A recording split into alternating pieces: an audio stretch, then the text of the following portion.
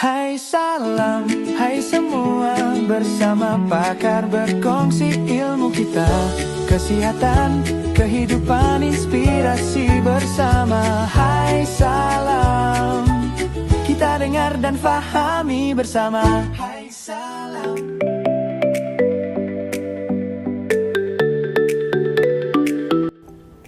Hai semua, selamat datang ke Hai Salam Podcast. Saya Dr. Norella binti Jalali Sayuti. Saya merupakan seorang doktor kesihatan pekerjaan di Salam Senawang Specialist Hospital. So, untuk Hai Salam Podcast pada kali ini, kita akan membincangkan tentang middle ear problems. Bersama saya pada hari ini kita ada Dr. Yogita, pakar bedah telinga, hidung dan juga tekak ataupun more commonly known as ENT specialist lah, dari Salam Senawang Specialist Hospital. Welcome Doktor. Thank you. Hai Salam Podcast. Thank you. Hai salam.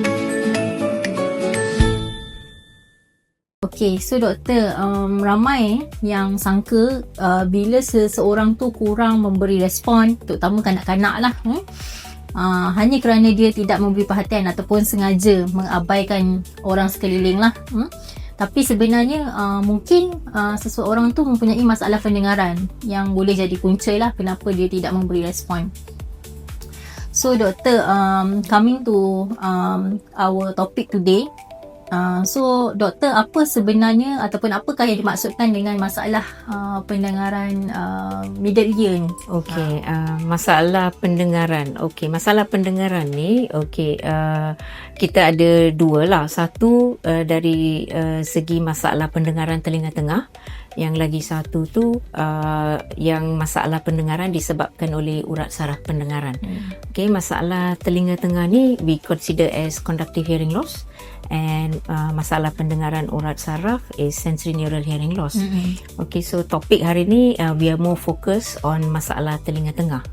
Okay, so apabila bunyi tidak sampai, okay, maksud saya bila kita dengar ni bunyi tu dari bahagian luar, okay, so for example lah, okay, telinga luar ni bermaksud daripada pembukaan telinga sampai gegendang telinga, okay. Bahagian belakang gegendang telinga sampai bahagian siput ni yang kita panggil cochlea is bahagian telinga tengah. Okey, dari cochlea sampai urat ni is telinga dalam. Okey, masalah telinga tengah ni maksudnya bunyi tu dia tidak sampai dengan efektif daripada gegendang telinga sampai ke bahagian urat lah. Okey, so masalah ni lebih berfokus pada bahagian telinga tengah ni, iaitu bahagian yang belakang gegendang telinga. Okey, so yang tu yang kita maksudkan daripada segi masalah pendengaran telinga tengah. Okey. Hai salam. So doktor, siapa ataupun golongan mana yang lebih berisiko nak dapat penyakit macam ni doktor? Okey, golongan yang berisiko ialah kanak-kanak. Okey, ini sebab saluran eustachian tube mereka yang lebih pendek dan mudah tersumbat. Okey, so saluran eustachian tube ni dia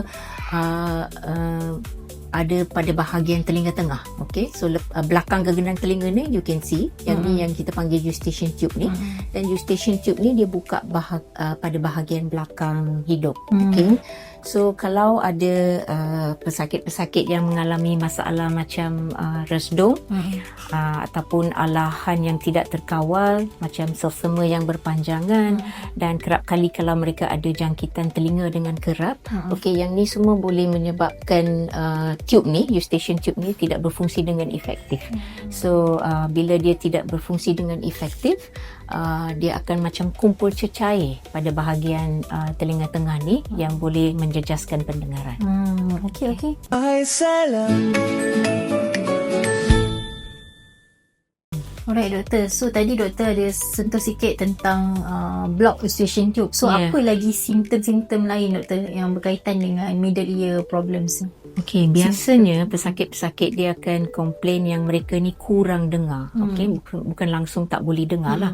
Kurang dengar, mereka akan dengar macam telinga mereka ni tersumbat. Macam ada sesuatu kat telinga, tersumbat. Kadang-kadang rasa macam ada tekanan pada telinga tengah tu. They feel very full. Very rarely telinga tu berasa sakit.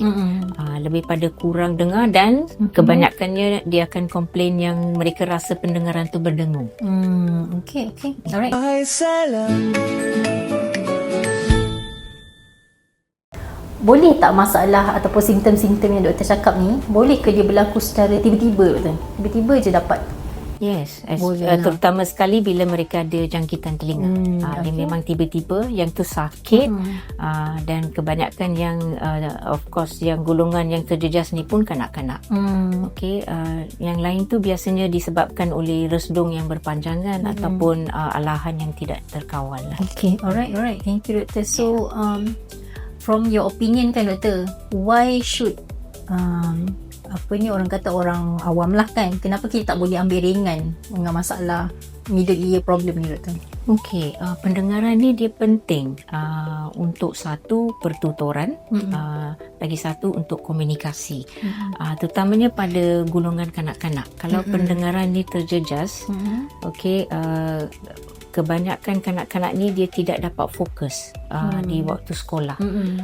So mereka nampak macam tidak fokus, bermain-main, especially kanak-kanak yang duduk belakang kelas. Pembelajaran pun terjejas. Okay, and kebanyakan daripada budak-budak ni nampak macam mereka daydreaming. Okay, tapi sebenarnya mungkin mereka ada masalah pendengaran. Mungkin sebenarnya tak dengar. Yes. So dia jadi macam tak fokus, tak dengar apa yang cikgu cakap dalam kelas kan. Dan kadang-kadang memang akademik mereka pun terjejas lah. Okay. Alright. Ay salam. Okay, doktor. So tadi actually in the beginning doktor ada mention berkenaan resdung Yeah. So mungkin ramai yang tak tahu resdung pun boleh buat middle ear problems lah. Yeah. So boleh doktor explain tak macam mana kaitan resdung ni dengan middle ear problem ni? Okay, resdung ni dia actually ada tahap lah. Okay, we consider mild ataupun severe lah resdung. Okay. So dalam patient yang ada resdung ni, selain daripada simptom-simptom macam bersin, selsema, gatal-gatal hidung, kebanyakan mereka juga ada hidung tersumbat. Okay, yang hidung tersumbat ni disebabkan oleh struktur dalam hidung yang kita panggil terbinik lah. Okay, ini struktur normal dalam hidung. Terbinik ni dalam masalah resdung yang berpanjangan dia boleh bengkak.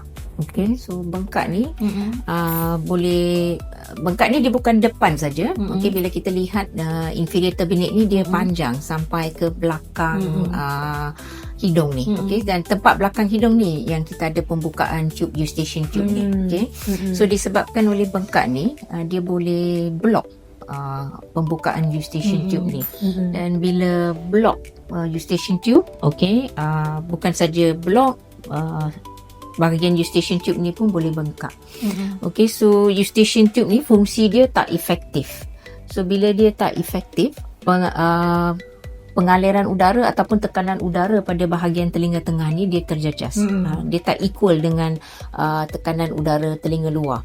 So bila pressure tu menjadi negatif, apa yang akan laku, dia akan macam kumpul cecair kat belakang ke gendang ni, dan yang ni yang akan menjejaskan pendengaran ataupun yang kita panggil kurang pendengaran sebab masalah telinga tengah. Ay salam. Adakah semua orang yang dapat resdung doktor akan dapat middle ear problem? No, tak semestinya. Itu terpulang pada tahap resdung tu lah. Yang mild tu biasanya tak. Ini yang ada alahan ataupun selsema yang berpanjangan yang boleh menyebabkan masalah pendengaran ni. Okay, alright. So kalau kita berjaya rawat resdung tu, Yes. The middle ear problem pun akan go away lah. Yes, Kalau dia tu definitely. middle lah. Yes. Okay, alright. Ay salam.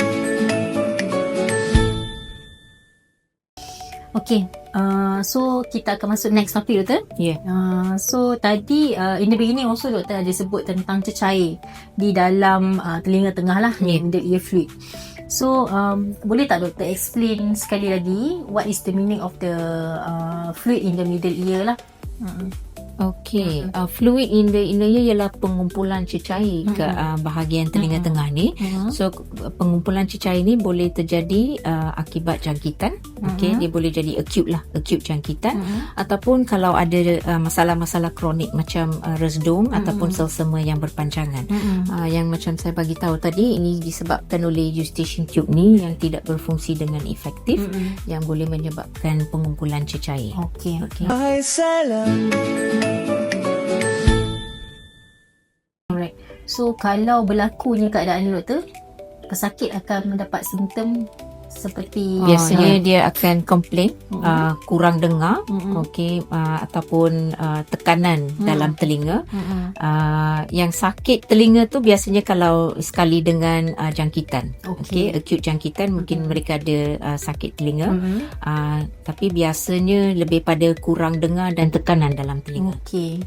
So how do we identify yang pesakit ni ada pengumpulan cecair tu, Doktor? Okey, satu, kita perlu mengambil sejarah pesakit tu dengan teliti. Okey, kalau ada masalah-masalah macam jangkitan, dan treatment perlu dimulakan lah. Okey, dari segi alahan dan resdung pun sejarah tu penting, bukan saja sejarah pesakit, tapi family history pun penting lah. Okay, selain daripada history, the next step will be clinical examination, yang kita akan dari segi exam telinga tu. Okay, otoskop ni memang boleh examine dari segi telinga luar. Okay, dari segi gegendang tu dia akan nampak macam pudar ataupun macam dull lah daripada normal gegendang. Selain dari itu, kita ada ujian pendengaran yang kita boleh buat, okey, ikut umur kanak-kanak lah. So kat sini Insalam Senawang kita ada ujian pendengaran iaitu audiometri, dan juga tympanometri. Tympanometri itu untuk tekanan telinga tengah. Okey, kedua-dua ujian ni boleh tolong untuk kita mengenal pasti diagnosis dengan tepat, dan supaya rawatan boleh dimulakan dengan lebih awal. Okey. Hai salam. Let's say kalau pesakit, satu-satu pesakit tu Doktor tidak mendapat rawatan yang tepat lah, dan ataupun lambat dapat rawatan, apa agaknya komplikasi yang boleh terjadi, Doktor? Okey, komplikasi pendengaran boleh merosot. Okey, dari segi merosot dan pertuturan, komunikasi, pembelajaran, okey, dan merosot. Okey, mula-mula ni pada stage yang awal, cecair ni dia cair, so dia senang dirawati dengan ubat-ubatan. Okey, bila penyakit ni kalau dia berlarutan dan tidak dirawat dengan awal, cecair tu boleh tukar menjadi glue, ataupun dia menjadi lebih pekat. So dalam keadaan ni rawatan dengan ubat-ubatan susah. The next step lah, kalau terjadi macam ni, glue ear dengan pendengaran yang merosot, next step will be surgical intervention. Okey, alright. Hai salam. Kalau tak dirawat dengan betul tu, apa agaknya lagi komplikasi yang boleh terjadi, Doktor? Dari segi pembelajaran, dari segi komunikasi, okay, and then merosot, pendengaran boleh merosot, dan ada masa kalau berlarutan, pendengaran tu tidak boleh pulih macam biasa. Infection tu boleh kita kata boleh tersebar lah, Doktor, ke tempat-tempat lain ke? From the beginning, biasanya dalam acute infection tu biasanya boleh terkawal lah dengan ubat-ubatan, tapi dari segi berlarutan tu dia basically quite chronic. Dia mereka tidak ada acute infection, tapi dia tersebar tu dari segi pendengaran. Okay, alright. Hai salam. Okay. Tadi doktor ada menyebut sedikit tentang pembedahan. Ya. So kalau kita sebut tentang operation ni, ramai lah pesakit yang takut lah nak jumpa doktor kan. Nak takut nak dapatkan rawatan sebab takut ada orang kata possibility of operation lah. So apa pendapat doktor kaitan dengan statement tu? Yang ni actually pembedahan yang kecil. Pembedahan ni untuk keluarkan cecair ataupun yang glue yang kat telinga tengah tu. Dia satu operation yang kecil yang mana kita bubuh tube ventilasi lah pada gegendang telinga ni. Dan selepas pembubuhan tube ni, pendengaran boleh pulih. And pulih maksud saya macam biasa. Adakah tube tu doktor akan selamanya di is forever left? No. Biasanya tube tu dia akan keluar sendiri. Okay, so hopefully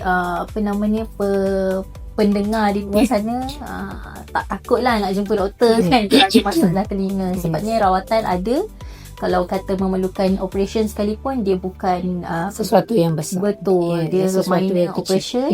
Minor. Dan lebih baik lah daripada mendapat komplikasi kan doktor kan. Hai salam. Okay, so doktor, orang kata apa red flag ataupun ialah kepada parents dekat luar sana, bila agaknya tanda-tanda ataupun apa tanda-tanda pada anak dia yang memerlukan parents ni alert untuk bawa jumpa pakar ENT. Kalau ibu bapa rasa yang anak-anak tu tidak respon bila dipanggil atau tidak ikut arahan, suruh satu buat satu lain. Kalau mereka rasa yang anak-anak tu tidak fokus, ataupun guru-guru ada komplain yang kanak-kanak ni tidak fokus atau not paying attention in school lah. Ibu bapa boleh perhatikan kat rumah juga, kalau kanak-kanak ni kuatkan volume pada televisyen ke, telefon ke. Ini satu tanda awal lah yang ibu bapa perlu perhatikan. Dan kalau mereka ada masalah macam resdom ke, alahan yang berpanjangan ataupun selsema yang berpanjangan, it's better kalau ibu bapa boleh dapatkan rawatan dengan secepat mungkin. Hai salam. Alright doktor, so ada tak message terakhir yang doktor nak bagi kepada especially parents lah dekat luar sana yang berkaitan dengan masalah middle ear problem ni doktor? Saya berharap yang topik hari ni dapat bermanfaat lah kepada ibu bapa dan masyarakat, supaya dapat mengenali pasti tanda-tanda awal lah masalah pendengaran ni, supaya rawatan boleh dimulakan dengan awal. Macam saya bagi tahu sebelum ni, pendengaran ni sangat penting, bukan saja untuk kanak-kanak, untuk orang dewasa pun. Pendengaran ni penting dari segi komunikasi, pembelajaran, dan juga untuk kanak-kanak dari segi pertuturan. So saya harap dia bermanfaat lah hari ni. Alright, thank you so much Dr. Yogita for your sharing lah tentang middle ear problems. So I think today kita belajar lah bahawa kadang-kadang kalau especially kepada kanak-kanak lah kan, kalau dia tidak memberi perhatian dan sebagainya tu, ada masalah di dalam kelas dan sebagainya, kadang-kadang benda tu lebih organik then we think kan. Nowadays we tend to think about ADHD, masalah pembelajaran semuanya kan doktor, tapi kita terlupa kemungkinan juga anak-anak tu ada masalah pendengaran lah, kan, yang menjejaskan pembelajaran di dalam kelas. Selain daripada tu mungkin dia juga boleh menyebabkan masalah komunikasi dan juga masalah kepada parents lah dalam kehidupan seharian. So main point yang kita boleh dapat daripada hari ni adalah kes-kes sebegini boleh dirawat dengan segera doktor kan, tanpa menunggu ni lah komplikasi terjadi lah. Alright. So terima kasih banyak-banyak kepada semua yang menonton Hai Salam Podcast. So jangan lupa ikuti kami di lebih banyak perkongsian selepas ini daripada pakar-pakar di Salam Senawang Specialist Hospital. So jumpa lagi dan Assalamualaikum. Bye.